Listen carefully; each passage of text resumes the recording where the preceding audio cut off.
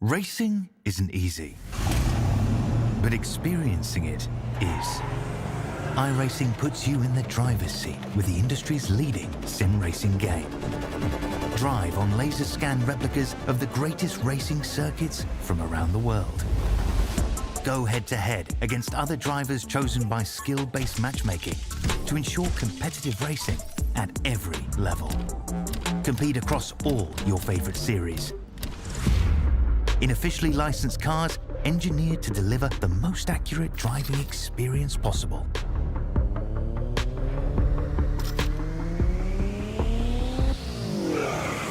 Join a race or host your own with players from across the globe.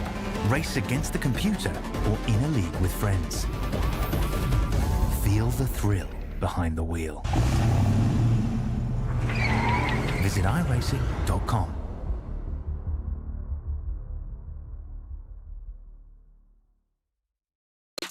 It's motorsport, but not as you know it. Test yourself and your everyday road car. Safe, affordable, but most of all, fun. And all you need is your daily driver. Experience the thrill of a sprint day.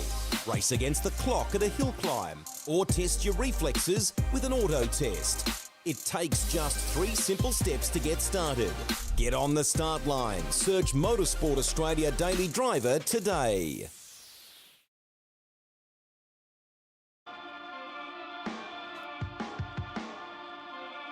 Good evening, ladies and gentlemen, and welcome back to SimSpeed TV. Here we are on a Friday night, and it is time for the return of a new Motorsport Australia Esports and ANZ E-Series collaboration with the Next Gen Talent Series getting underway here for a 3-week, 3-round mini-series to bring us into the end of our 2024 calendar year of racing virtually. And we kick things off here tonight from one of the great circuits in Europe. The Red Bull Ring, as it is now commonly known, of course, has seen plenty of names over the years here in the Styrian Hills in Austria, in Central Europe. Thank you all for joining us here across the SimSpeed channels, or if you're joining us via the Motorsport Australia platforms. My name is Darren Yaman. I will be your commentator and producer for this evening's show here on our channels tonight, and we are looking forward to what hopefully will be a great way to kick things off with a host of young talent who have been specifically chosen based on a couple of special restrictions that we don't normally see on broadcast here at SimSpeed TV, but nevertheless, looking forward to seeing how that will make the racing go here tonight. But before we talk about all of that, a little look here at the circuit as we dive into the heart of Central Europe here, just north of the European Alps there, in fact, pretty much in the northern fringes of it, in the heartlands of Austria, in the region of Styria. You'll find Spielberg and the Red Bull Ring here as we zoom on down into it now as well. A fantastic track, extremely high speed, of course, not something that drivers would be all too unfamiliar with these days here on the iRacing service. And of course, this track has seen many variations over the years, formerly known as the Österreich Ring when it opened in 1969. You can just see the outlines of the original course extending past Turn 1 at the Niki Lauda curve, up past and following roughly parallel with the run up to the Turn 3 hairpin, but a much more open flowing course back in the day. These days, a 4.3 kilometre circuit, which sees lap times as low as in the 1 minute 8s, if I remember correctly from the Formula 1 Grand Prix qualifying sessions. It is fast, it is unrelenting in many respects, but around here in the cars we have on track tonight, it'll be very interesting to watch how they handle it, because they aren't in F1 cars. They've got a little bit less to work with in terms of pure pace, but that certainly should make for an interesting night of racing, I would dare suspect indeed. So, short little series in 3 rounds. What do we have coming our way for this one? The drivers in this championship will be racing in the BMW M4 GT4, the brand new G82 specification of a race car for this series here. The other condition that's the car restriction that's on. They also are using fixed setups, the iRacing setup here tonight, to be precise as well. But then the other thing to keep in mind is that the drivers here, you must hold a Motorsport Australia Esports license or higher. And the other condition that makes this a next-gen talent and very much fits the naming, branding of everything here, all our drivers are 17 years or younger in this event for this series. So a chance to see who can punch above their weight when it comes to age, even though they are racing amongst their peers here in this one. We're in the middle of a 15-minute open qualifying session, which is seeing the drivers get around there, set their times for the grid for race number 1, which will be a 15-minute sprint. and then a quick break will go in between those two races before a 30-minute feature to round out the action here tonight. We'll invert the top 10 from the first race results, and I have noted there we do have a 45% fuel tank cap, which works out to 47.2 litres in these BMW M4 GT4s. We'll have to see if that plays into causing us some pit stop strategy indeed. But that's what we've got to talk about pre-race and pre-track action. It is now time to head to the circuit here and bring you the pictures from qualifying here in this Next Gen Talent Series session, as we are looking now to see the action on track indeed, and bring you all of our information and get this stuff on screen for you here, folks. And well, there's a couple of names that I'm certainly familiar with from the commentary box and having worked with a few of these drivers over the years, and not too shocking to see that the driver at the top of the charts at this stage in the running is going to be this young lad here, the number 79, Rehan Leonage there, resplendent in his Phoenix Racing Team colours here for this one. Let's see where he sits. Well, currently on pole, 136.058 was his best time around the session. You can see there a 36.4 last time, so a bit of ebb and flow in his run so far in this one tonight, but we'll keep out and see where he is. Also got to keep obviously an eye on the rest of the drivers in this session, I should add here, looking at what I believe is a total, and pardon me if I just get this all together right, I'm seeing 2 5s, 2 4s, that should add up to 18 drivers here on track. Keep that in mind here. Ocean Colangelo running second at the moment in the session here for Team Max Boost in the number 27 there. And then getting a couple of drivers from Vermilion Esports and Vermilion Motorsports. Seth Brown in the number 51 machine.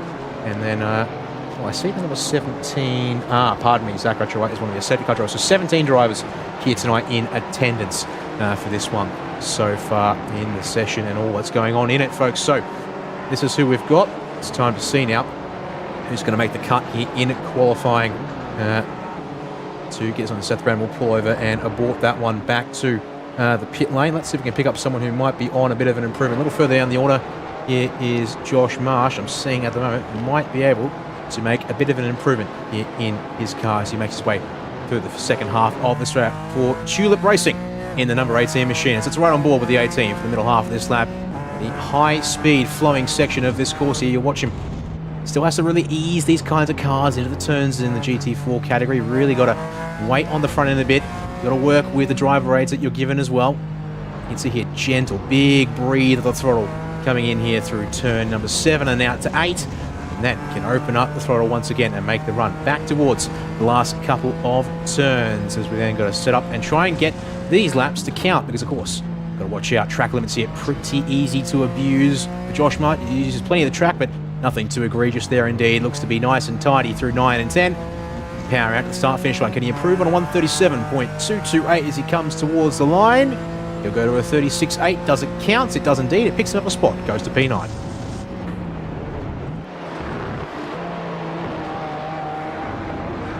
So we look to see drivers are continuing to make improvements. It's looking a little quiet on my timing screens, but driver we might see an improvement out of at this lap is Ryan Taborski. See, he sits here 4th place in the standings on 36.477. You can also track these timing standings results yourselves as well if you're watching along with us on YouTube via the SimSpeed channels. We have the timing link pinned in the YouTube channel chat or the Facebook live stream chat. For those watching along elsewhere, my apologies, I don't have all of the broadcast chats available to me here tonight, so I recommend if you want to get your hands on the live timing powered by our overlay provider ATVO, make sure to jump on over to the SimSpeed Facebook or YouTube broadcast briefly to get that in your hands, and then you can jump back on the stream of your choosing to watch where you like here. So eyes on Taborski, he's averaging about the pace.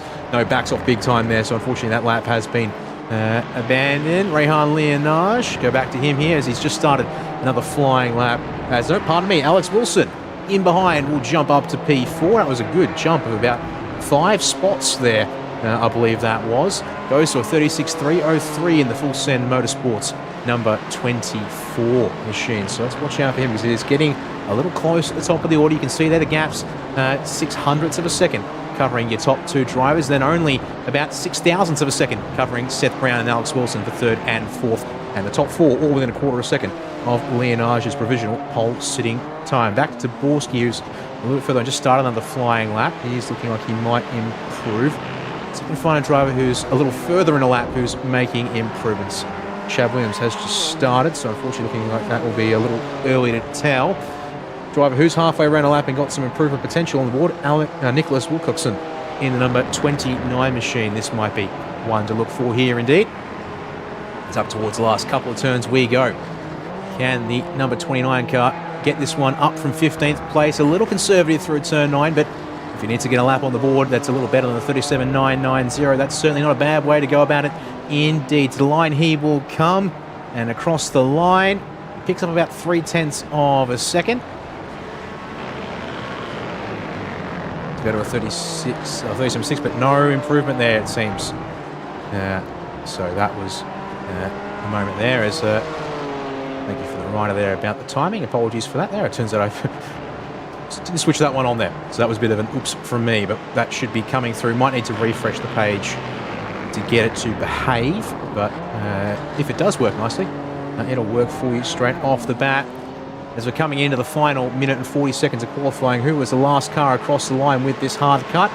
I'd say 100% it's Ocean Colangelo, Ryan Taborski. That's going to be awfully close. We'll keep an eye on the 26 here if Taborski commits, but it might be touch and go to see if Taborski can get through. Colangelo definitely will get through, because as I said, hard cut, when that time hits 0, ladies and gentlemen, the session will end. You will not get to complete the lap you are currently on, and that will mean having to just settle with what you got here in qualifying to wrap things up. So, looking to see here any of our top drivers looking to make improvements in the session. So far, it's all looking like they're just a little bit off what they've done so far tonight here in qualifying, and they're not quite going to make improvements here. As, for example, Rehan Leonage, probably one of our first of our front runners to finish their final attempt in qualifying, is about on the money, but just slightly outside what he can do here as he comes to turns 9 and 10. We're right on board with him here for a moment into turn 9. Waiting on the car, really pushing it at the same time through the middle was Wilcoxon. There you go, up to 11th place from 15th. That's a good jump there for the number 29 machine to just almost threaten the top 10, but a couple of tenths back is to the line for the 79. Can he improve? Unfortunately, it was an invalid lap. Doesn't get across the line to count there. Colangelo's backed off in the number 27. Seth Brown did improve his time, but didn't improve his position as the clock was strike down. Invalid time for Wilson. Can Dborski get there? 3 seconds left. 1 second and 0, I believe. He just might have got there to get one on the board for the end of that session. So, with that there, folks, we'll take a quick moment to let the results all compile, and then we will have you the grid for our opening 15-minute race here in the ANZ E-Series and Motorsport Australia Esports Next Gen Talent Series here. And they will take to the grid here in a second. And it will indeed be Rehan Leonage who takes the pole position for this one. A 1 minute 36.058 set mid-session there. Will get him good enough on the front row. Though closely matched by Ocean Colangelo. Watch out to see how these two fight it out in this opening race, I dare suggest. A little further on back for Seth Brown in third place in the 51 machine, but also a fairly close fight, although made some margin on Alex Wilson at the end of qualifying. They will be the drivers on your second row here tonight. A little bit further on back, you've got Ryan Dborski and Mark Hilly in the 26 and 59 machines for your third row of the grid here in race number 1. And then row 4 is going to go to Joshua Beno and Chad Williams in the number 6 for Beno and 95 for Williams there to round out the fourth row. And our top 10 will be Josh Marsh in the number 18 machine and Ollie Stevens, first car a second off Rehan's time in qualifying in that number 98 machine as well. Just outside the top 10, a late improvement for Nicholas Wilcoxon, but he ends up in the 11th position for the 29 machine with Cooper Friend, who is outside on row number 6. 13th place is going to go to Simon Caplet there in the number 10 machine. Jimmy Peacock, too, is outside on this 7th row. We get towards the back of this field. You are going to have another 3 drivers in Jackson Whitehead for the number 9, Charlie Croker, the 888, and our final driver who set a qualifying time and is in the session as far as I can see, Zach Apostolopoulos. That's going to be a mouthful to get that one right here in the number 19 machine. And that is your 17 starters for this Next Gen Talent Series field. So, a reminder of what's coming our way here tonight. We're going to have ourselves a 15-minute race to get this sprint underway. I'll just get that up on screen for you now here, folks. And it will be running this race as it is, and then it will dictate the grid for race 2, but with an invert top 10. I've just heard over the pre-race briefing from ANZ E-Series Director Ben Faulkner. They won't have fuel to make it all the way in race number 2. So keep your eyes out. Should be expecting a stop to be able to make it home in that second race, which is what we like to see when drivers get given stuff like this here. So now just waiting for the gridding cycle to complete, and then we can get ourselves a bit of racing action to get this night underway with drivers, well, directly scrapping with each other, not just the timing sheets.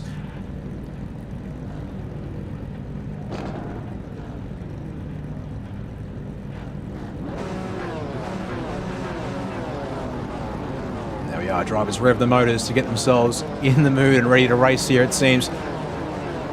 Now, as the pole sitter, Rehan Leonage will have control to get this one underway. And they've got just about a minute now until we get going here. So plenty of time for the drivers to make sure that, as you can see, they're all set here and ready to go. And then time to see who gets the jump on the rolling start here, which of course will be the other part to all of this as well to keep in mind here tonight. So who are you here cheering for? So I'm seeing plenty of support already in our SimSpeed broadcast chat, but wherever you're watching along with us tonight, be it on the SimSpeed socials or the Motorsport Australia channels, let us know who you're... Let everyone know who's watching along with you, who you're cheering for, and look forward to seeing everyone here have a good race to kick this little mini-series off. And obviously noting here, it's a little dark out at the Red Bull Ring this current time, a bright and early 7 a.m. Virtual time in Austria, and what it has meant is that we've got fairly pleasant conditions on the circuit. There is no rain expected today in this session, so won't be needing to pull out the radar for this one here, and that is it. There we go. Time for the gridding process has ended, and the pace car will pull away here just now as we get this one underway. Well, get ready to get this one underway, I should say, because we are still on the formation lap, and it's a moment here before we can get racing in this first race for the Next Gen Talent Series from ANZ E-Series and Motorsport Australia Esports. So, seeing plenty of support for Alex Wilson, Josh Marsh. Well, see there, Alex in the number 24 starting from 4th place. That's a good chance to get some early grounds made up, although it's going to be a tough fight, I'd have to say, based on what we saw there in qualifying. Will it come down to Rehan Leonage versus Ocean Colangelo? Can Seth Brown, Alex Wilson, where our drivers further on behind like Taborski, Hilly and so forth, challenge us through the final corner?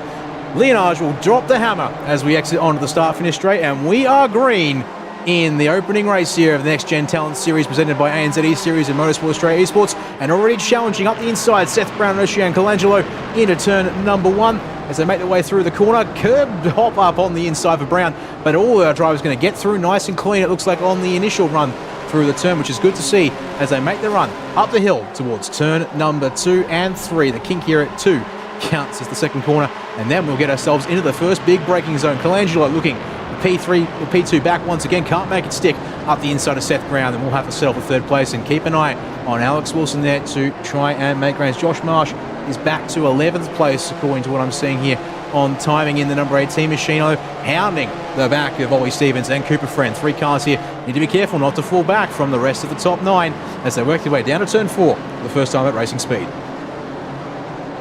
Oh, bit of hip and shoulder from Marsh. He tries to get up the inside of Cooper Friend. He can't quite get it done though. Both of the cars wiggling something fierce on the exit of turn 4. And they'll power on out and keep the positions they were in as they entered that corner. But they drop off the back of the top 9 or so there. Brings the rest of that pack there behind. Slow through the middle of turn number 6. As change for 3rd place as well. Alex Wilson on the march. Colangelo slow. Is that Colangelo with a slow down penalty? I'm not seeing it now, so might have already cleared it, but that will have slowed down number 27 machine there, and you see dropping all the way back to P5. It is a little bit of a frenzy here at the top of the field, it seems. But that's what we're used to seeing in these kinds of races, and doesn't change too much for us here when we're watching along. So first lap in the books, and it goes the way of Rehan Leonage as he now leads Seth Brown across the line, a gap of 0.8 of a second as he goes through and out the turn 1 towards the second turn. Moves still being made up and down the field here. I'm seeing it really at the back of the field. There's a little bit of finding a Zach Apostolopoulos. I will get that right with hopefully not jumping all over that one there. He's going to try and get past Simon Caplet, who's had a bit of a rough run on the opening lap, down 3 spots. And you can see in front, we've got some more scrapping here with several cars that can try and find a way through. That Croker, Peacock and Whitehead directly in front. But no changes there in that part of the order. And the closest battles here are in and around this middle of the field order. It really looks like Ocean Colangelo, despite great qualifying, is really on the defensive here, trying to hold back Joshua Benoit and the number 6 and Chad Williams, Ollie Stevens, friend there, all looking for a piece of the pie as well as we head on up towards turn number 6 once more here. Right on board with Benoit if we can. You see here, trying to use all of the track, down a gear as well. The 4th gear in these cars here. Fairly short gear ratio stacks, a bit like the real world cars very much have. So you are up the gears plenty frequently and you won't be down into the lowest gears all too often at a circuit like this, as you've got Ryan Taborski trying to hold off Mark Hilly here now for 4th place, and it's allowing everyone ahead to absolutely run away with it. In fact, you can see there on our timing tower, and I'll highlight it for us all here, folks, as they make their way across the line for 2 laps complete in this one here today. As Hilly to the inside, can he get turn 1? No, can't get to the inside of Taborski in time to make a move stick. And we'll have to settle back in line for the run up the hill. And as a result, does lose a bit of ground on the number 26 machine. Has to watch out for Colangelo in behind. And watch out for Josh Benoit as well as they work their way up the hill to try and hunt down things. Drivers hunting, sweeping for a look up the inside somewhere. As Colangelo will be the one to go for it at turn 3. Can she get it pulled up? Looks like that's a job done for now. Although with the outside run for Hilly, convert back on the way to turn 4. Wheel to wheel as they run down towards this second of the hairpin turns. And Hilly does edge out in front, but who's braver on the brakes at this stage in the race? Apex, an inside line will favour Colangelo, and that looks to be almost completely done, although Hilly does not want to give that one up just yet. We'll go all the way towards turn 6. Job finally done for the 27. Back into 4th place. Pardon me, 5th, apologies, for the Max Boost machine ahead of our Whiskey Business Racing entry there in the form of Hilly. So this is where all the action is. In the meantime, by contrast, it makes it look like for Rehan Leonage, he's having an absolute field day, because here he is with Seth Brown and Alex Wilson. And while the gaps aren't huge for our top 3 drivers, it's a relatively comfortable 1 second by the looks of things there as they come across the line once more for the 3rd lap in this race here tonight. You can see if we actually go up, bring some information. Her first valid time apparently from Rehan Leonage here on the end of lap 3 at 1:36.0. Seth Brown yet to get a valid lap on the board. We'll have to settle doing a couple of tenths down as there is scrapping at Ede further on back here in the field. This is the fight for, well, what was, yes, is 11th place. Nicholas Wilkinson and Joshua Marsh trying to fight this one over, and as a result they've lost touch a little bit with Cooper Prim, but there he is in the 4th round, not too far away indeed. And Marsh will choose another time to fight, it seems, as he works his way up into turn 3. The answer is get right up on the back bumper as you work your way through the exit of the turn 3 hairpin. Inside open from Will Coxon, so this will be interesting. Can he hold it around the outside as we make the run down towards turn 4? Later on the brakes. Oh, but it's too late on the brakes.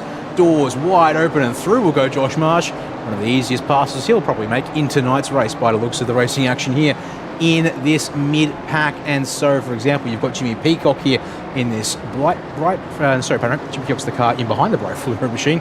It's Charlie Croker's 888. That's all fluoro yellow. Jimmy Peacock's number 3 blue, and the red and green to go with. Was right on the back of Croker there through turns 5 and 6. A little loose though, drops back towards Jackson Whitehead, Simon Caplet as they round those couple of turns. So a couple of packs now very much sort of forming at this stage. Sort of starts with Taborski, as I said, here in 4th. You've still got that train back to Ollie Stevens. So 4th through 9th. You can see there a nice compact pack working their way down the start finish with almost halfway into this one. 8 minutes remaining out of the 15 minutes we started with, plus the lap that they start before the timer reaches 0 as well. Do not forget that, folks. Let's look here, middle of this pack. Can Joshua Benoit make a pass on Mark Hilly this time, perhaps up into turn 3? Has a look to the inside. Can he get there? Doors open as a result from Hilly. But what I think that'll do is that'll enable a better drive off the turn for Hilly, and indeed on board now with Benoit in the number 6. You see the 59 machine in front of us get clear on the run to turn 4. But doors open for a second lunge. Will Benoit take it? He will. So Apex has to be left open by Healy, but once again, you can run a decent line around the outside of these corners of the Red Bull ring. Let's see if it works out for them here, and does spread the pack of these cars a little bit as Healy's in hot to turn 6. Get it pulled up, hit your marks, and make sure you can then maintain a strong defense in the form of a solid offense through the racing line as well. A little further on back here, Josh Marsh trying to keep Wilcoxon behind, and so far doing a decent enough job of that indeed. As they make the run out of turn 8 once again here towards turn 9. In the last couple of laps from these drivers, they're pretty comparable indeed. Through the couple of corners we go here. Looking out the rear of Marsh here in the number 18 at Wilcoxon behind, and gap up to almost half a second as they cross the start-finish line here once more. So, laps ticking away. We are now on lap number 6 of this race. And looks like we're on track as trouble for Benoit. Has picked himself up an iRacing slowdown penalty in the number 6 machine. And needs to still clear it here, so making his way up towards turn 3. Still there, finally clears it on the exit of the corner, and it's going to mean that he's got Ollie Stevens' teammate, as you can see, by virtue of the matching liveries. Unfortunately, I don't have all the team names available to me. We'll make sure we have that, folks, ready for next week's action, to be sure, as the drivers work their way down to turn 4 once again in the back of this group here. Benoit and Stevens, can they work together to potentially punch their way forward in this group? As while we were off camera looking at other battles, we've had a change for 4th place. Colangelo through on Ryan Taborski. It does mean that these guys are even further behind the other cars than they were, unfortunately.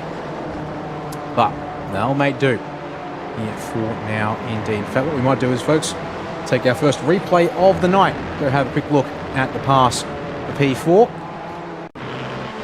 Here, so on the run up to turn number 3. Not a big shocker, that one there, I would suggest. Doors wide open. Taborski's not looking to fight that one too hard. And almost thought about the cut back there, but no option given there by Colangelo. So a nice move, clean execution, and plenty of space given in return by the 26 as well. Back to live pictures we'll go. See Mark Healy now trying to have his crack at Taborski through turn 1 here at the start of lap number 7. It is getting busy here at the Red Bull Ring as we're under 5 minutes to go. 2/3 of the race down, 1/3 to go. Jimmy Peacock, Jackson Whitehead also scrapping there on the tower as they work their way up towards turn number 3 for our guys at the front. Peacock and Whitehead, it was turn 1 where the battling was happening, but the job is done for Hilly for now. Can he fend off a return of serve, though, from Taborski? And I will keep that in mind. Thank you very much, Hayden Green.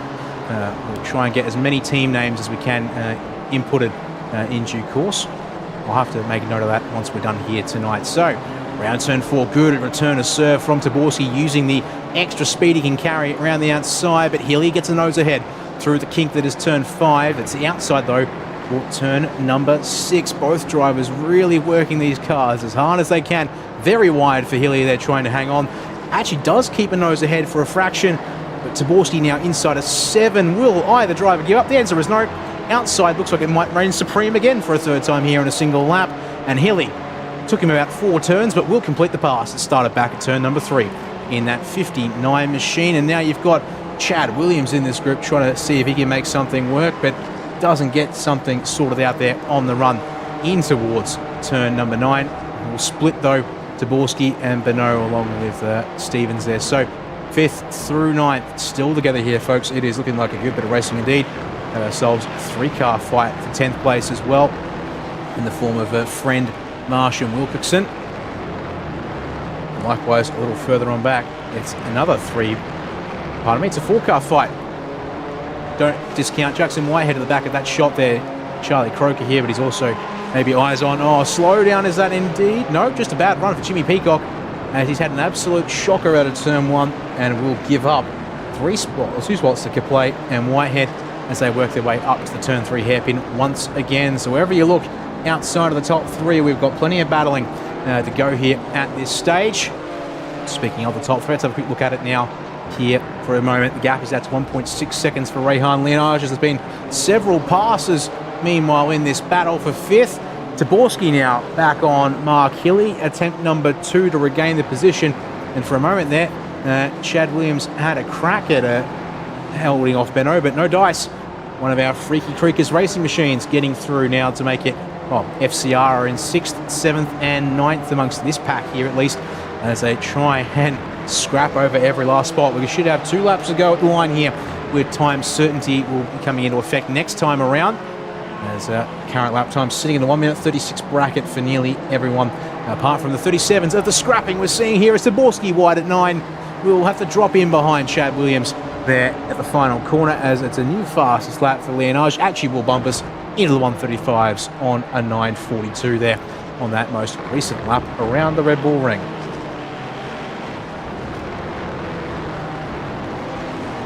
And this is the action here on track for now, that's for sure, although I have to keep our eye on some of the other battling here. Cooper Friend trying to hold off Josh Marsh, and then the 4-car battle with Croker, Kaplay, Whitehead and Peacock, as this time maybe going to be Charlie's turn to have a bit of a rough run out of turn number 1, as he's now going to look back in his mirrors to see here the tricolor of Kaplay looking for a way past into turn number 3.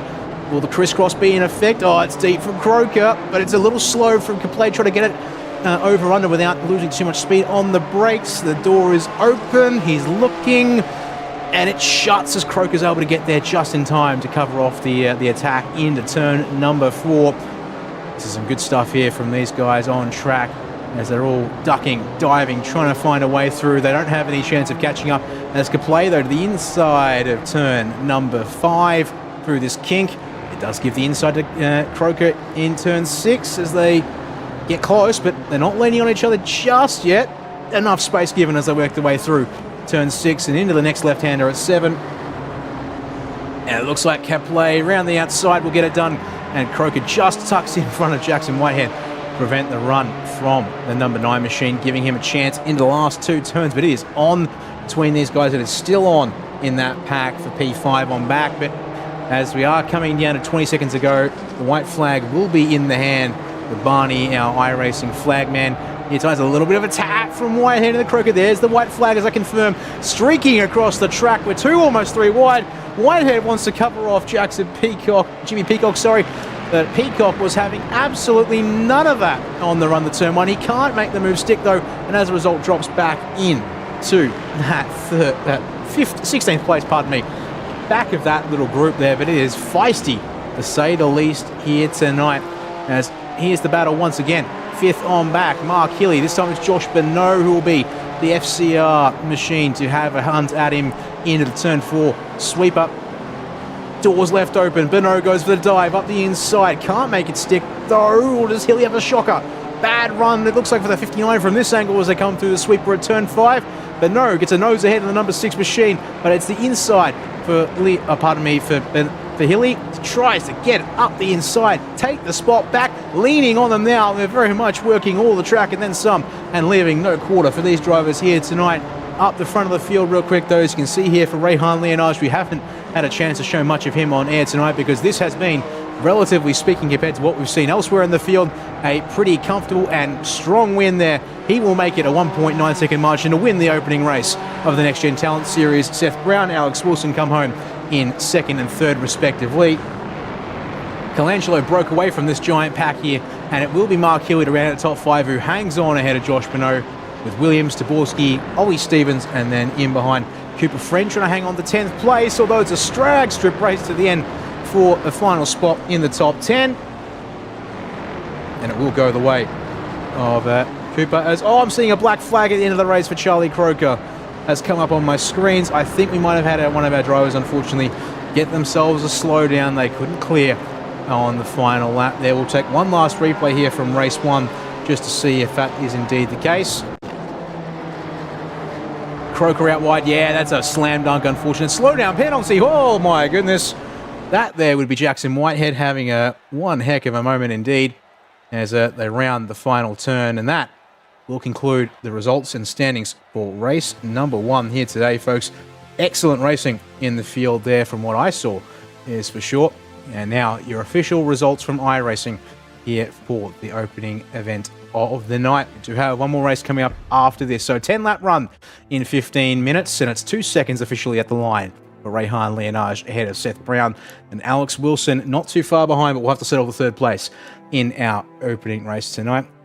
Ocean Kalencho breaking away to 4th. Mark Hilly leads the pack that was stretching back to P9 there. So Hilly from Beno, from Chad Williams, Ryan Taborski, Ollie Stevens there, and it was Cooper Friend who hung on to the top 10, but it was an awfully close margin across the line. You see there, 18.85 for 10th place position, man, of Cooper Friend, and it was Josh Marsh just in behind who was not quite able to capitalise. Wilcoxon comes home there in 12th place, a second further back, and then the next battle pack of Simon Kaplay, Jackson Whitehead, Jimmy Peacock, strung together. Did have Charlie Croker in it, but as you can see, drops off the back of the official results with a hefty time penalty there, unfortunately, sending him back with no time to recover. Zach Apostolopoulos, the last driver across the line before penalties were applied, we bumped up to 16th place as a result of that one there, folks. And with that, well, I've been sort of running a bit of a motor mouth here tonight as the only commentator in the booth. I'm going to take a quick break for about 2 or 3 minutes here, folks, and when we return, we will get ready for the second and final race here from the Red Bull Ring. 30 minutes.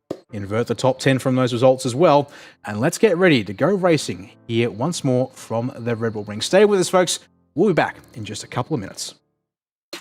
It's motorsport, but not as you know it. Test yourself and your everyday road car. Safe, affordable, but most of all, fun. And all you need is your daily driver. Experience the thrill of a sprint day, race against the clock at a hill climb, or test your reflexes with an auto test. It takes just 3 simple steps to get started. Get on the start line. Search Motorsport Australia Daily Driver today. Racing isn't easy, but experiencing it is. iRacing puts you in the driver's seat with the industry's leading sim racing game. Drive on laser scan replicas of the greatest racing circuits from around the world.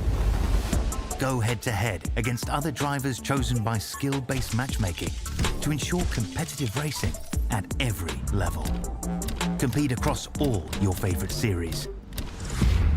In officially licensed cars, engineered to deliver the most accurate driving experience possible.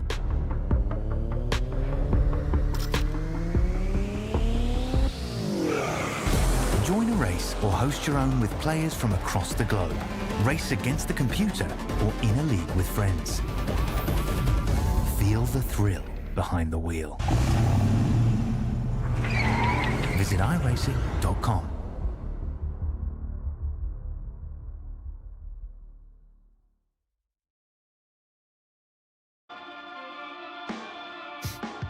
Welcome back, ladies and gentlemen, to continuing coverage here at Motorsport Australia Esports and ANZ E-Series Next Gen Talent Series, kicking off tonight here from the Red Bull Ring in virtual Austria. And after a pretty good race number 1, we get ready for a second, longer and potentially more exciting race to come as well. Daniel Yeaman on the microphone and production for this one tonight, folks, here at SimSpeed TV, and also broadcasting to the Motorsport Australia channels, and looking forward to seeing what the drivers can do in this longer 30-minute feature coming our way tonight. Do note here that, as was brought up in the pre-race material, it is an invert top 10 on race number 1, and in addition to that, there is a fuel tank cap. And clarification from race director Ben Faulkner from ANZ E-Series just come over the microphone in reply to a question from one of the drivers there. The expectation is you will need to make a stop for fuel, in this one here tonight, although you may be able to get away with it if there's safety cars. We do have the ANZ E-Series Burb Designs Porsche Mission are on hand. Should something be awry for the drivers out there, that will neutralize the field and then make sure we have to reset it and go once again. So that is the one to keep out an eye on as well here tonight in race number 2. Didn't need it in race 1, some excellent racing to that effect. So we will see how we go in getting that one underway in a couple of minutes. And just like that, timer hits 0. We'll go to the grid in just a moment's time, folks, and show you how the inverted top 10 works out for our drivers here at the Red Bull Ring in this second of our 2 races.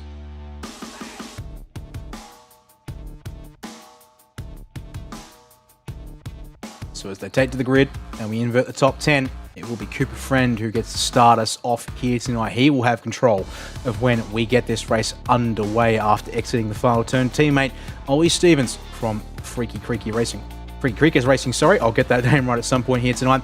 They share the front row for the start of this second race, and they're also joined by teammate Ryan Taborski. So the FCR team have got 3 of the top 3 spots here for this one. Chad Williams will be along that second row on the outside into turn number 1 in the 95 machine.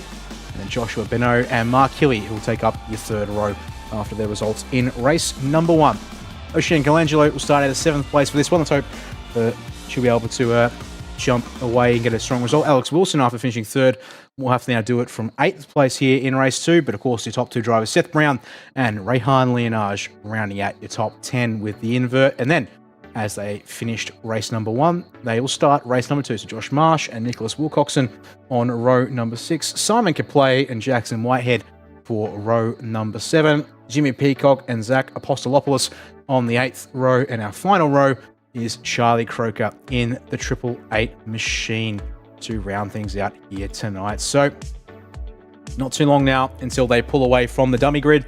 In fact, they are doing just so right now indeed. So we will bring you the coverage footage here from the circuit as we get ready for race number 2 of this night's action to wrap things up as they get ready to get this one underway here in a second, folks, and be in the hands of Cooper Friend. When does he choose to jump? Will he go early? Will he go late? He has control once the iRacing pace car heads for the pit lane. And he's being confirmed of that information, so he knows what the gig is here for him tonight. Can he make the most of it heading into turn number 1? In fact, as they come around the final turn, pace car's in. He hits the hammer down nice and early indeed. It will be a green flag start here as we get underway from the Red Bull Ring for race number 2. And we'll be Cooper Friend leading Ollie Stevens to the line, but Chad Williams to the outside. Can he get past Ryan Taborski? He certainly wants to think about it here into the opening turn, and indeed he will get past round the outside. Nice move done indeed as the field makes their way through the opening turn. Neat, tidy, nice and clean. Good to see that once again. As we make our way up the hill towards the turn 3 hairpin, side by side between Beno and Taborski. Watch out for Mark Hilly on the inside as well as they head up towards this corner here. So far, so good. Well, they are stacked up deep in the back of the top 10 as they work their way out of that corner once again and power their way on down towards turn number 4.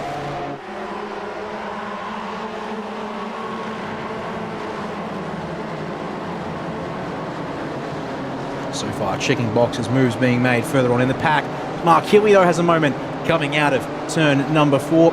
It's a little sideways, trying to potentially defend from Rehan Leonage. It's not worked for him as Beno and Taborski scrapping, opens the door to Alex Wilson, but runs wide through turn 6.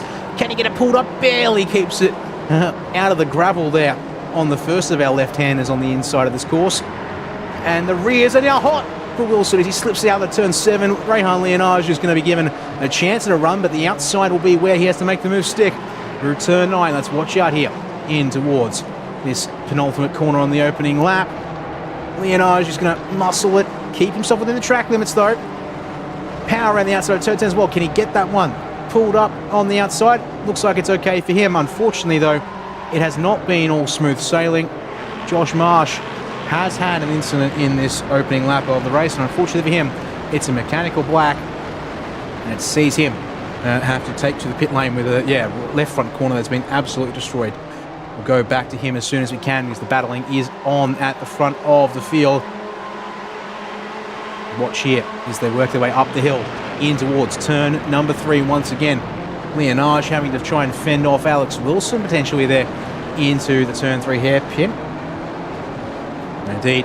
Oh, spin the Colangelo around in the background of the 27, and the front gets ripped off as well. Oh dear, we are now queuing up the replays thick and fast now, it seems, unfortunately, as we head towards turn number 4 once again. Change for the race lead. Ollie Stevens to the inside of Cooper Friend. Friend, though, with the crisscross on the run out of turn number 5. Can they make it stick? And they've got to watch out because they are allowing Chad Williams to have plenty of sniffs at the pie. Crisscross attempt from Friend, but gets into the bumper of Stevens. Something fierce. What it will do, though, is it will open the door to the inside into turn number 7, and Friend back through. They're leading on each other. Got to be careful. No contact. Spins them around this time, thankfully. They'll power on as they were. And it's just allowing this field to stay ultra compressed, still more leaning on each other in towards turn 9. Stevens and Friend, well, they're running the same team colours. They're from Freaky Creekers Racing, so I'm told. Looks like there's no team orders at play here tonight. They control 4 of the top 5 for now. And how's this? Chad Williams, he wants the inside. We saw this at the end of race 1 as well, further on back in the pack. Can't quite get there as Stevens and Friend again. Friend goes around on the inside. The number 6 will drop out of the top 5 as there's more additional contact on the nose of Rehan Leonage there with Ryan Taborski trying to cut him off, and it opens the door to Alex Wilson to try and get the power down. It is chaos here. Fellas, I know we're young, I know we're racing hard, and it's early racing indeed, but watch out, we've still got 26 minutes and change on the clock, and they are fighting even harder than we saw in race 1. Then the race 1 action was good. This is, though, getting a little crazy for my liking in terms of getting a good one on the board. But there's your top 6. Make it 7 with Seth Brown in range as well. It's into turn 4 inside for Leonage on Taborski. Can he get that one done? Looks to be pretty much done by turn 5, and already pressuring Chad Williams as well in the 95 machine.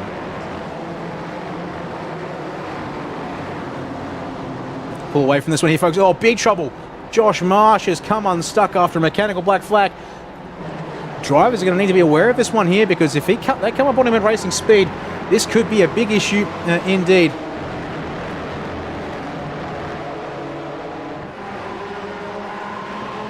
But as we saw there, safety car boards and flags have just been called by race control. As long as the drivers know where he is, they'll be able to slow down. And in fact, well, Josh Marsh will be cleared off the circuit before they arrive. So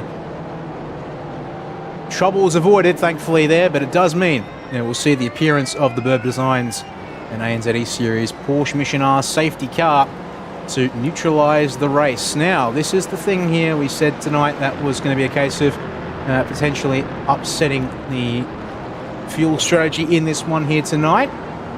47 litres available to them in the tank. Can they now stretch and make it back to the flag is so? Going to now try and take a moment here to unpack a couple of incidents there on the opening couple of laps, starting with, unfortunately for Josh Marsh, think he might have been a solo incident for him. So on lap 1 here, in the middle of the pack for the number 18 machine. In fact, I think it's already gone down there, so we need to rewind a little more to see the hit that's broken the left front corner. And it's going to be contact with Seth Brown, but unfortunately we've lost him, and I think cruelly that has disproportionately affected the outcome for him there. And so he's picked up the mechanical black and had to limp it back to the pits. So that is what gave him some grief. And then we saw it briefly on the live pictures. Let's pick it up here for you folks. Ocean Colangelo, first car in the lead pack to go around, unfortunately 27. So up the inside of Mark Healy, but looks like might not have been space left. And it sends the 27 to the wall. Let's go on board with Healy here real quick in the number 59 machine from Whiskey Business Racing. Let's see if we can get a look at this one here. It's going to be down on the nose. This one's with Colangelo, and yeah, it just looks like a misjudgment from the 27, unfortunately. Ocean off the road as a result in the fence, and briefly had a mechanical black flag as well for her troubles. And then a couple other incidents. So Cooper Friend, as we saw there on live pictures as well. So start of lap 3, up the inside of teammate Ollie Stevens, and unfortunately he's the one who gets picked wrong by the curb. Oh, the rejoin! And the course correction, man, oh man. Now, who would that have been here? I might go back one last time, try and pick out which one of the Freaky Creekers Racing entries. In behind Seth Brown. Oh, the number 9, Jackson Whitehead. He won't be particularly happy that's happened. Oh, there it is. Just for a moment there. The amount of time he had to receive for that one. Jimmy Peacock's had a solo incident up at turn 3. Oh, hopping over the anti-cut curbs. Unfortunately, that sends him around. And then the incident of the ball out. The safety car once again for Josh Marsh. Oh, another moment there as he blinks off our screens, but loses the rear hard and annihilates the front end of the number 18 machine, unfortunately, there.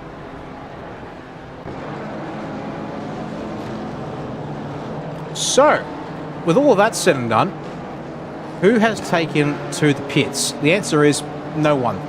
Until now. I'll take that back. Simon Kaplay, Cooper Friend will come in under safety car conditions and also after a good chunk of time here to get themselves a pit stop in this race.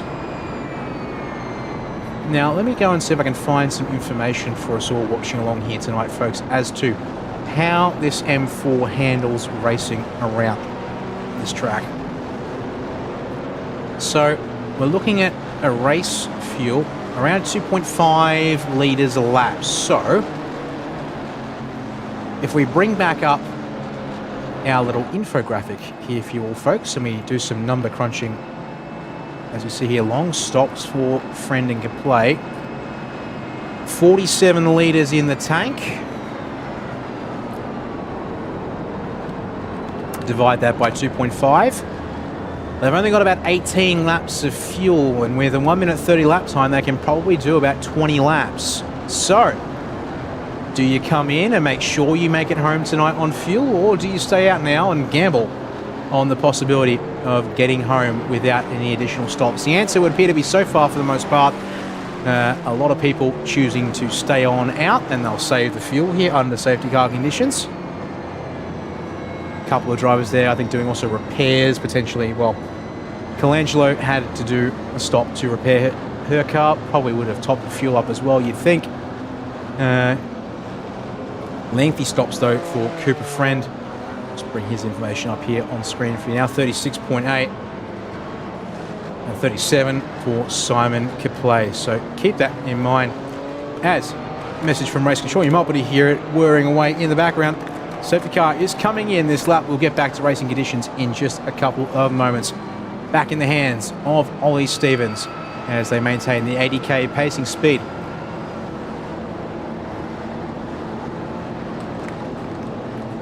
Restart rules are he must wait until the final corner and go before the start-finish line, folks. So, fairly restricted amount of restart space. When will he get it done? So, drivers now all clumped up together once again as they maintain the pacing speed into turn 9. Is it going to be early? Is it going to be late?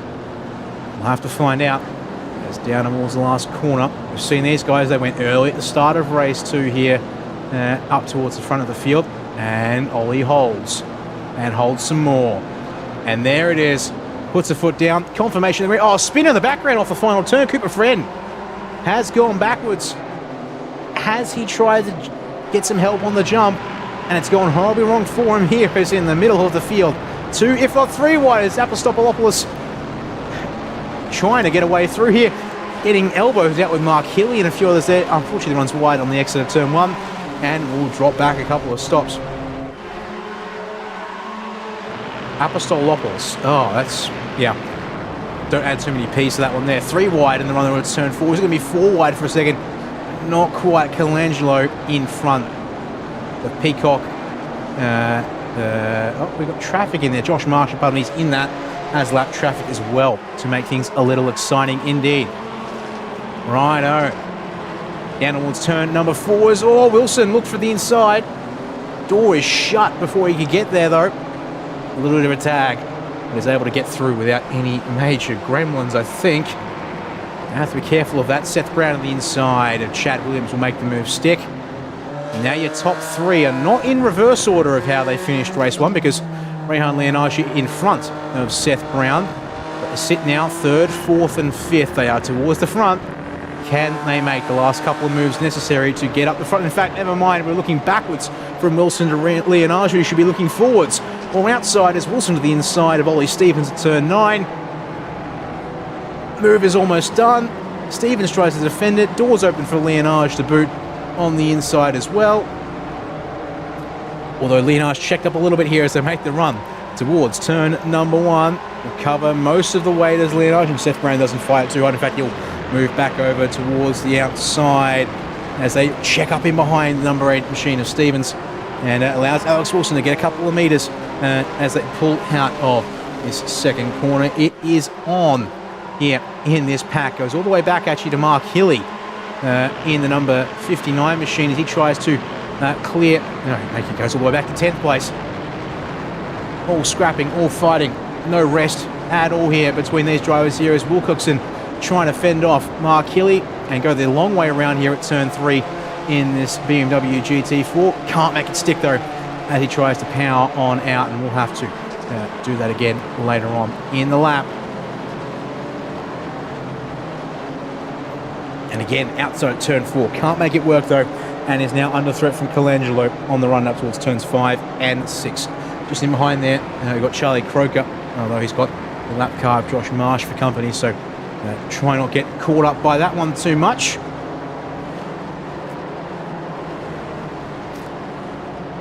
And they work their way through single file. It is stacking up behind Ollie Stevens now. Rehan Leonage wants on through because he's actually lost nearly a second to Alex Wilson in the process here.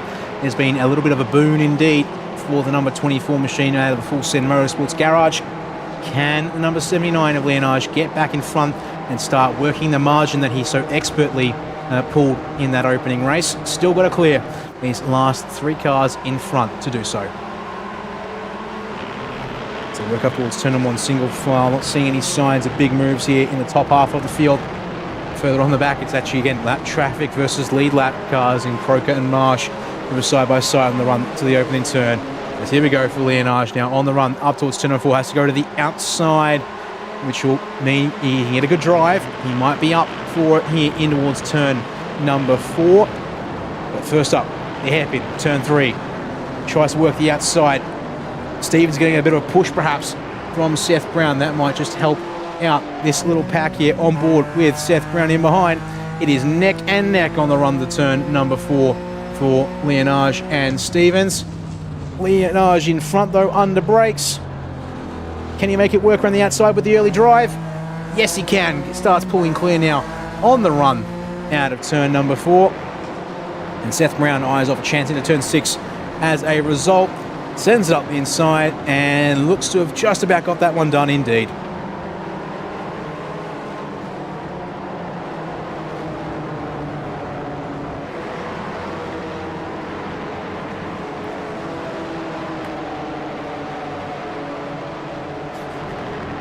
Catch our breath here for a moment, folks, as we watch this battle pack continue on once again. At the back of it, Ryan Zaborski looking racy on the rear of Chad Williams. Can he find a way to get on through in towards turn 1 perhaps and join up with teammates such as Ollie Stevens in particular as they work their way down towards the first corner once again?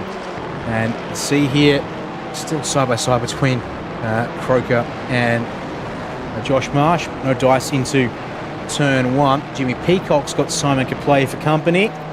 No change there. Still rocking a fair bit of damage on the number 3 machine here as we look at him on screen. So opting not to fix the car up at the start of this one here tonight. But hasn't hurt his pace too much. Although here at the back of the field we'll have to work hard for it as it's on now in behind Mark Hilly. 4 cars fighting over 8th place. Jackson Whitehead, Nicholas Wilcoxon, Ocean Colangelo, all vying for a way past the 59 machine into turn 4. To the outside looks the number 9. And Chris Cross, he looks for under brakes. Hilly though parks the anchors on the apex there. There's no way through for you today. Not there, not now. And so they'll power on out and carry on as they were towards turn number 6.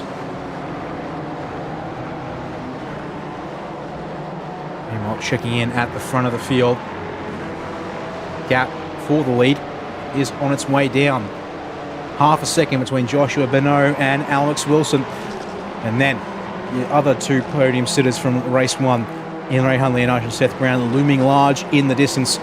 What can these guys here at the front do? What can Wilson in particular do? Because he got close to Seth Brown at the end of race 1. He's within about 0.7 of a second across the line. He's got margin to work with here. Can he push? Does he have to save fuel though? That is the other question on the cards, as there's very close racing here for 5th place, as Chad Williams is overtaken by Ryan Zaborski in turn number 1. They're just off screen. Apologies, but there you go. The Freaky Creekers Racing boys getting together here now as they try and work their positions in the back half of the top 10 and get back to the front half, as they have come down a little bit over the course of this race. You see here our drivers who had to start from the back of the 10 making their way forward quite nicely so far. Ray Hunley-Leonage, the biggest mover of the race, by 7 spots gained. Alex Wilson, though, is up 6, so they are close together. And Seth Brown up 5 for good measure, as well, as we watch again. This fight here for 13th place could play. Peacock and Cooper Friend scrapping together as they work their way on down to turn 4 once more. And Colangelo, in the meantime, has gotten past Wilcoxon for 10th place, so making an attempt to recover after the early incident there for the 27 machine. Doing well so far to do so. Can she catch up to the 9th place driver of Jackson Whitehead? You'd think so. I have to see how long it takes and how clean the move can be, because we are into the second half of this race. And a race control call from Colangelo there. So let's have a quick look at that overtake for that position of 10th place. It appears to have given a bit of grief here. So up the inside, already out of turn 3 on Wilcoxon is Colangelo. So let's have a look here. So loses some ground on the run to turn 4. Has to go deep on the anchors and tags Wilcoxon, who I think you'd have to argue might have been having an attempt to crack at Jackson Whitehead. So bit of biff and barge. In the end, places exchanged. No grief. Something has come up for Charlie Croker. I think it's another clarification. Is a pit stop then for fuel. Oh, just as we were on the replay, Alex Wilson makes the move for the lead of the race. Although it has allowed Leonage to catch up as Benoit tries to scrap here on the run to turn 4. Let's have a quick look at that one here as well. See how Wilson's got it done, as Colangelo and Whitehead back and forth, I should add as well, into turn 4. It will be 9th place now for the 27 of Colangelo. 4-car pack there with Whitehead, Wilcoxon and Croker in behind as well. So we'll see how long they stay formed up together, as now top 3 getting real close together as Wilson tries to now break free of Benoit, but Leonage is there as well. On board with the 79 machine up towards turn number 9. Gonna get pinched on the way in there as we try and we sit down on the nose and see that one play out for us. Man, there was no quarter given there. Tries to get his way out of that turn, but close racing indeed. Works out though with no parties getting damaged as they live to fight another day in this one. Right, less than 10 minutes ago. How did the move for the race lead go down? It was the textbook run up towards P3 for Alex Wilson. So in the draft of Benoit at the time, doors open to the inside. Now have to make it stick under the anchors. And indeed, gets there and is able to move out just enough. I think it might have just stalled the run for Benoit a little bit there. Job done, textbook move at turn 3, and able to keep on racing, although it did draw in these guys behind as well. Back to live pitch as we go, and scrapping, continuing further on back. It's a big check up there.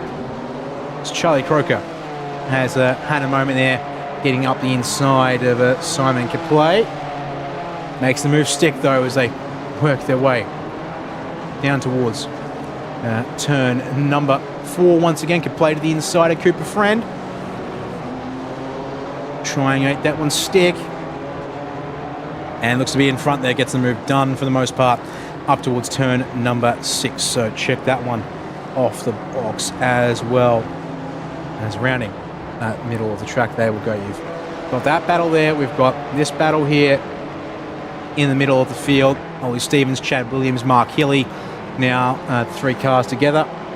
And of course, the battle for the race lead, which we currently contested by our top 4 drivers at this time in the racing action. So, got plenty of eyes that we're going to have open tonight to finish this one off. So just starting right at the tippy top of the order. Seth Brown's going to have to do a bit of work to catch up before he can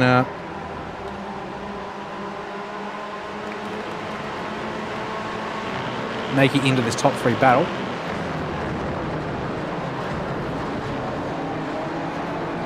Because at the moment it's very much a 3-way scrap that is currently determining how this is all going to go down here tonight.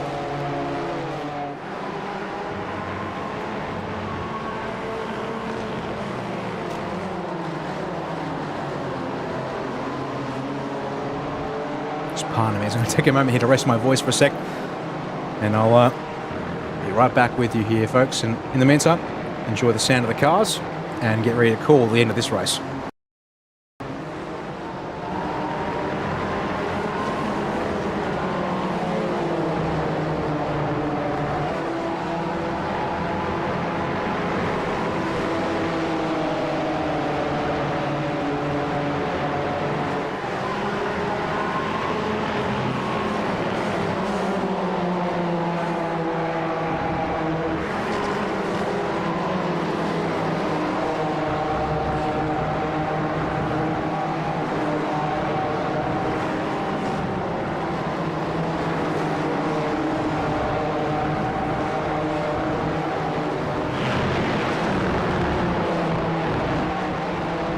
Apologies for that interruption there to the commentary call, folks.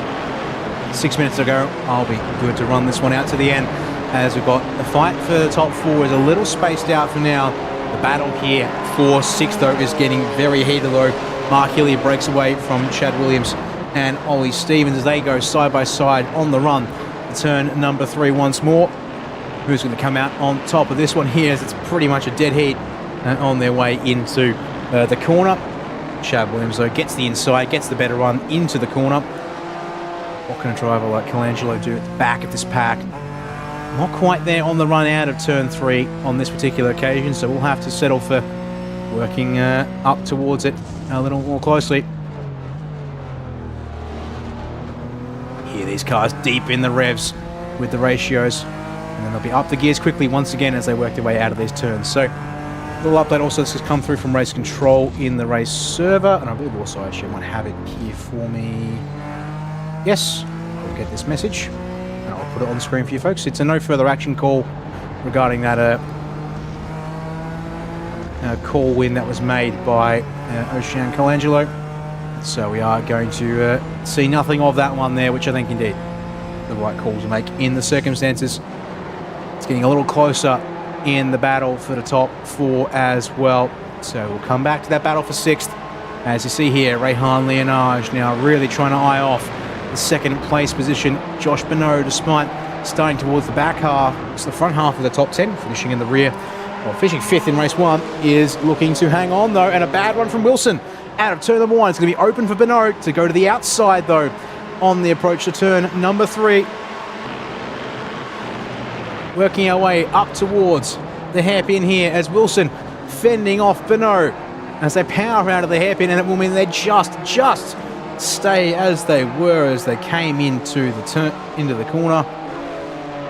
This is the good racing we came to see here tonight, folks, and it's back out in force. So the fight for the lead, 4 minutes to go. 4 drivers here on screen who look to be in at the most, but got drivers like Taborski who are 3-4 seconds back off of Seth Brown, who could capitalise if there's a big old spoil to be had. As to the inside, looks Leonage at turn 6, but Bonneau's not ready for it. Side by side through the turn, leaning on each other. Fenders are being squashed here, and Leonage gets the nose ahead. Bonneau backs out through turn 7 to go for a better run on exit. And your race winner from the opening half of tonight gets back into 2nd place with 3.5 minutes on the clock to now go after making it 2 wins for the night. We'll have to get past Alex Wilson, though, who was there in race 1 for 3rd place. And Bonneau certainly has been putting up a fair fight tonight And you've got Seth Brown, who's there as well, who could potentially play spoiler as well. Meanwhile, also looking still at this battle, once again, you've got Healy and Chad Williams pulling away from Ollie Stevens, Ocean Colangelo, it looks like, at this stage of the race. Unfortunately for them there, Josh Marsh is still in a lap, down, pardon me, as part of the traffic in this one. As they work their way out of turn one, can Colangelo make something work here? You've also got Jackson Whitehead, Nicholas Wilcoxon scrapping over 10th place. Simon Kaplay keeping Cooper Friend behind for 12th. Charlie Croker trying to keep Jimmy Peacock behind for 14th as well. So we've got the two quartets and a host of duets to keep an eye on as well. We've just lost connection there on one of our drivers further on back in the pack. As we go back to the battle for the race lead there, Wilson, Leonage, Bernot and Seth Brown, or will it fracture into two battles of two as they come around the middle of the circuit? Are we going to see the white flag from Barney this time by? It's going to be close, but I reckon they are just going to get there to have 2 laps remaining, which is the ideal situation for Leonage. That's a little bit less pressure to make a move stick as soon as possible. Although, no, I take that back. 1 minute 40 into turn number 9 as he goes for the race lead with an eye to the inside, but he won't make it stick. We will see the white flag as we come past turn 10 and to the start-finish stretch. Alex Wilson, 4.3 kilometres of racing left.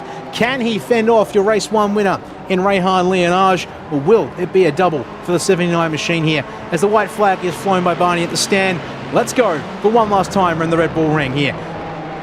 Turn 1, pretty even between our top 2 sitters here as they work their way up towards the heaven here. As I'm hearing more radio comms from Colangelo once again regarding potentially our lapped car of Josh March.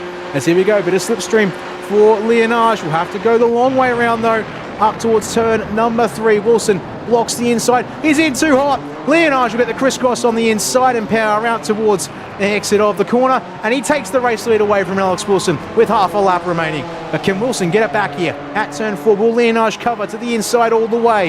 It has shown that you can get a run around the outside, but he's deep on the brakes. Will cover off the inside. Bit of contact on the inside between Wilson and Beno. It's going to allow Seth Brown to get past the number 6 tree. In fact, trouble indeed.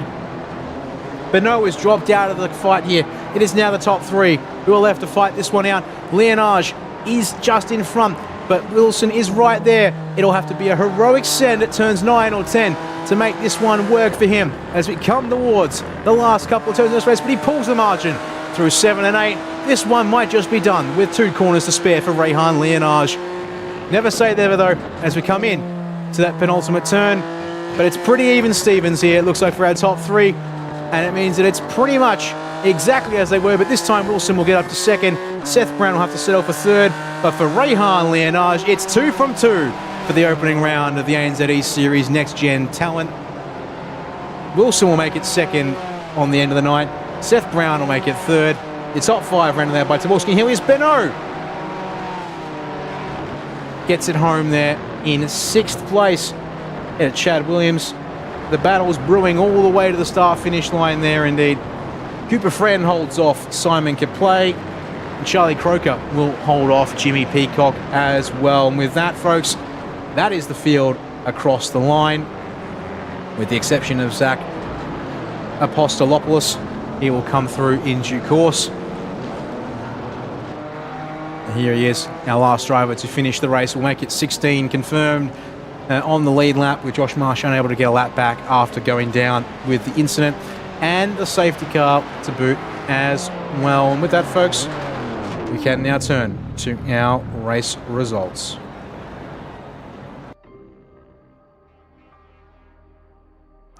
Bring them up here on screen for you now. So after 17 laps at the Red Bull Ring, it's Rehan Leonage who does the double here tonight in the feature. Well, taking it away by half a second from Alex Wilson, who fends off Seth Brown to boot there. And they became the final 3 to make it to the end, at the front, pointy end of the field, I should say. Ryan Taborski will come home in 4th place in this second of 2 races here tonight, and that doubles up on a 8th place finish in race 1. Apologies. Mark Healy rounds out your top 5 after finishing 5th in race 1 as well. In fact, it is literally a 6th and the 5th for Mark Hilly, doubling up there tonight indeed. Josh Bonneau leads home Chad Williams there, less than 0.3 of a second in it for P6. Good to see that battling carrying on further on down the field. Ocean Colangelo has to settle in for 7th place there, 8th place tonight. I'll get my numbers right, it'd be nice to see that indeed. 13 seconds off the race lead. Ollie Stevens a couple of further seconds back to finish in 9th, and just clear of Jackson Whitehead by a little bit over a second to round out the top half of our field and the top 10. Nicholas Wilkinson brings it home next in 11th place, not too far behind Whitehead, in fact less than 0.3 in it there as well. Then a jump back to Cooper Friend in 12th, clearing Simon Kaplay by about 0.2 of a second for 13th, 14th will have to, 12th, 13th for Kaplay there. 14th for Charlie Croker there, in a bit of an isolated end for him. Jimmy Peacock not able to challenge right at the end. Zach Apostolopoulos will finish home there in 16th place, and Josh Marsh, our one driver who had to call for a safety car and a tow, and so unfortunately he ends up a lap down, but does finish the race. I just unable to get his lap back there at the end of it all. And with that, that's the end of the racing, but time to go to a couple of post-race interviews, and we'll start with the driver who came out on top at the end of it all, and bring in Rehan Leonard to have a chat with us now. And Rehan had to work for it there in race 2, but you're 2 from 2 from the night to get yourself off to a flying start here in the Next Gen Talent Series. Congratulations.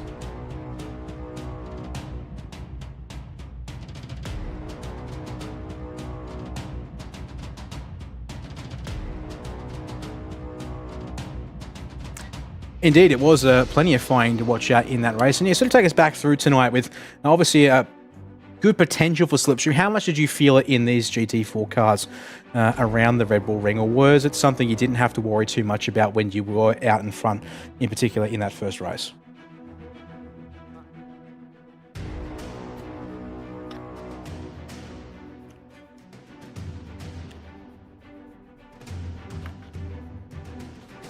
Well, that certainly worked in your favour then, coming through the field in race number 2. The safety car there resetting things as well.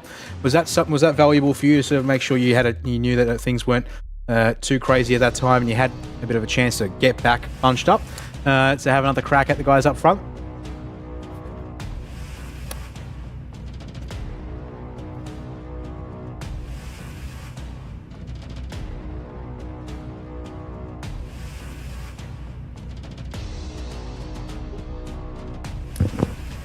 Yeah, excellent work indeed. I apologize, I've just been reminded by your dad, your dad's watching, and because I'm the only one in the comms box, I forgot to unmute you there. So I'll run through a couple of those questions again real quick, if you don't mind, for the guys watching along at home. But as I said there, congratulations to you there. Clean sweep. You said there the draft was not too bad when you just had a one car behind, but yeah, you felt the difference when you had more cars to work off? Yeah, definitely, which played into my favour a bit in that second race, coming from end of top 10. Yeah, definitely felt that, but when there was multiple cars in the train, no one really had the draft over each other. It was just about getting better exits. And with the safety car there in race 2 as well, resetting the field a couple of minutes in, did that sort of help you out there? We also had some questions about the fuel margin. How tight were you there on fuel towards the end of that one? Well, we were questioning fuel until we got safety car. We were a bit iffy on whether we try save and make without stop, or full pelt and do a stop. And then safety car just put us all on the same strategy. Ended up with 7 or 8 litres left, so it was definitely clear with that. Yeah, as I thought so indeed. Well, perfect start for you, qualifying on pole, winning the first race, and getting back from 10th place to win race number 2. The second racing week will take us over to the streets of Belle Isle, with obviously a tighter, twistier, less forgiving track. What do you think you can make of it in these kinds of cars, and will there be any, just what to expect, I guess, going into next week's racing?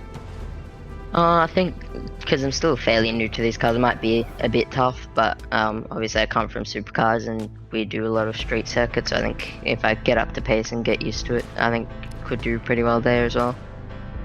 Well, I have to say, based on tonight's performance, whilst you certainly, the sense that you said you got some practice to do, certainly looks like you're going to be in a good position to put on strong results. Once again, the floor is yours, Rehan. Who do you want to thank for helping you get it done tonight? Yep, I'd like to thank Hybrid Racing Simulations, Melbourne Hydrographic Stepper, Prestige Cinematography, Aramex Australia, DHF Tyres, RSW Graphics, Bubbles and Balloons, and Phoenix Driver Development. We do V8 Supercars setups and coaching. Yep. And I'd like to thank admin and I think Ben and Zach were in race control, and you for putting on the show. Thank you very much, Rehan. Good to speak with you once again, and well done out there tonight. Hopefully have a chance to chat to you next week as well. Yep, thank you. Good night. Well, there's our race winner for this opening round, or wins all the races, sweeps everything up there tonight. We'll jump to the driver who came home second in the feature race here tonight in Alex Wilson. And to bring him into the commentary box there, Alex did a good job to try and hold on to the race win in the second one tonight. Unfortunately, got a lunge there from Rehan Leonage and just not quite able to hold on at the top. But hopefully you're happy with the second and the third. Yeah, I mean, I can't really complain. It's a good opening round. Unfortunately, like you said, I lost the lead on the final lap of race 2. I would have liked to have held on to that, but I just made a silly mistake outbraking myself and then lost the lead, so can't complain too much. Well, as I bring up your results here on screen as well, sort of just talk us through the night in general, because you actually have made a sort of a progression forward. Qualified 4th for the start of race 1. You got yourself a position in to get up to 3rd, and then the invert, you're able to push your way through to 2nd there at the very end of it all. How did you find it racing these cars? And we've just heard from Rehan saying he hasn't had a ton of experience apparently in GT4 class. Are you feeling comfortable in these BMWs in the GT4 class, or are you a little new to these as well? I've had some experience in these cars, but definitely not as much as other cars. I found that especially on this track, the toe is just so important to keep. It's like in that first race when we were all doing the same lap time, but we were all just out of the toe. Couldn't really do much. And then race 2 when I was in the lead, it's just all about breaking the toe because it's just so valuable around here in these cars. But yeah, that's just how it goes, I guess. So in that case, the safety car, despite that, potentially, well, from what we heard from Rehan, it eliminated the need to worry about fuel, but that would have been a bit of an issue in terms of then eliminating any progress made before it came out in that case. Yeah, well, I was actually, as we went around, the lap before the safety car came out, I was like, oh, I should have pit then, just to try and get out of the traffic a bit, but I'm actually glad I didn't, because if I did, then the result would have been very different to what it actually was, so it was just a little bit of luck, I guess. Well, a little bit of luck, making the right strategic call. Sometimes they go hand in hand. We go racing next week once again, but we're off to the streets of Belle Isle, and with the walls right up against the track surface and not a lot of room for forgiveness. What are you hoping to get out of next week, and what are your thoughts on the combination of car and track? Well, I love the track. I love getting really close to the walls and everything. I've done a few laps in it already in this car, and it's a lot of fun. So hopefully the racing is just spectacular. That's certainly our hope as well. The floor is yours, Alex. Who do you want to thank for helping you get it done here tonight? First of all, my team, Full Set Motorsports. That includes Greg and all the boys in the background who also do other racing. My family for supporting me through this, and everyone watching at home for supporting and cheering me on. Thank you. Thank you very much, Alex. Good to chat with you, and fingers crossed for next week then the track comfort will come with a bit of speed as well in that case. Yeah, hopefully. I'll good to talk with you, and fingers crossed for next time. Thank you. And with that, there's just one last driver that have a chat to here tonight. Came home second in race number 1, would have to settle for 3rd in race number 2. Bring in Seth Brown to chat now. And Seth, new series once again, and how are you feeling there at the end of that opening round? Yeah, it was pretty good. That final, I was really confident I was going to win it because I was the only one fuel saving, so we were trying to kill each other. But safety car came out and I just didn't really have the pace and kind of chilled around the front pack, and they kind of crashed around and came 3rd. Yeah, you were the beneficiary of unfortunately the incident there between Alex and Ryan in front of you, but nevertheless you had decent pace there. Now, interesting you note there, fuel saving. Having spoken to Rehan and Alex, they both said that they weren't feeling too concerned after the safety car with fuel saving. Were you a little more marginal on fuel? You felt just you had to make sure you got home, or was it a case of just following a rhythm for you at that point? Yeah, well, it was, if there was a safety car came out, you were fine on fuel, but if it wasn't, you had to save around half a lap. So when everyone was battling. I was like, oh well, they're going to have to pit, so this will be easy. But safety car came out and made it actually fun at the end, because then it would have just been fuel saving. Yeah, well, it did rob us, I guess, that the strategy game got reduced, but nevertheless it meant that we had that fierce fight with everyone throwing everything at it there. And so you think, unfortunately, you didn't quite have it tonight, but next week we'll go off to Belle Isle. Will that be a combination you reckon you might be able to bring, you might be feeling stronger at off the books, or off the bat, I should say, or will you be looking to get some practice in to bring out the maximum in the car and track?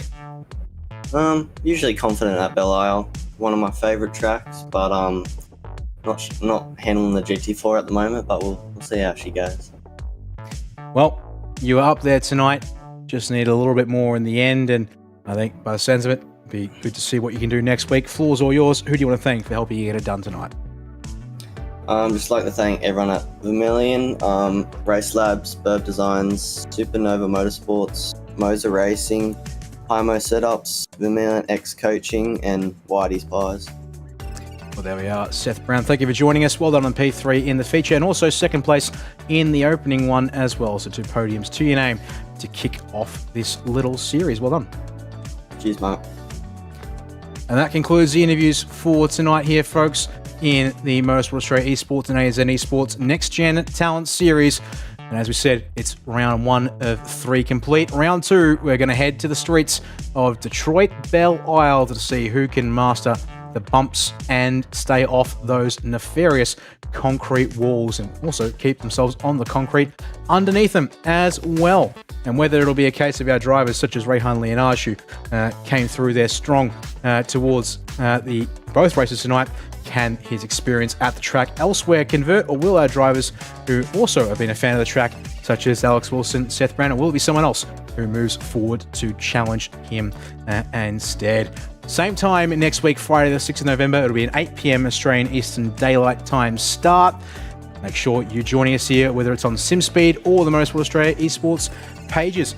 Thank you all very much for being here tonight. My name is Daniel Yeaman, here on behalf of SimSpeed TV. Thank you all for watching us here. Congratulations once again to Rehan Leonage. He sweeps the opening round of the Next Gen Talent Series from the Red Bull Ring. We'll have to find out, though, next Friday if he can do it again from Detroit Belle Isle. Until then, thank you all. Have a good weekend and have a good week. And we hope to see you next Friday for more Next Gen Talent Racing. Racing isn't easy, but experiencing it is. iRacing puts you in the driver's seat with the industry's leading sim racing game. Drive on laser scan replicas of the greatest racing circuits from around the world.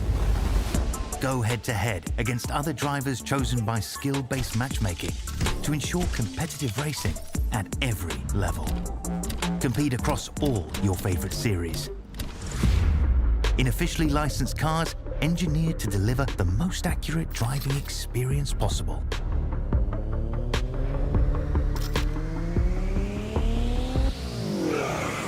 Join a race or host your own with players from across the globe. Race against the computer or in a league with friends. Feel the thrill behind the wheel. Visit iRacing.com.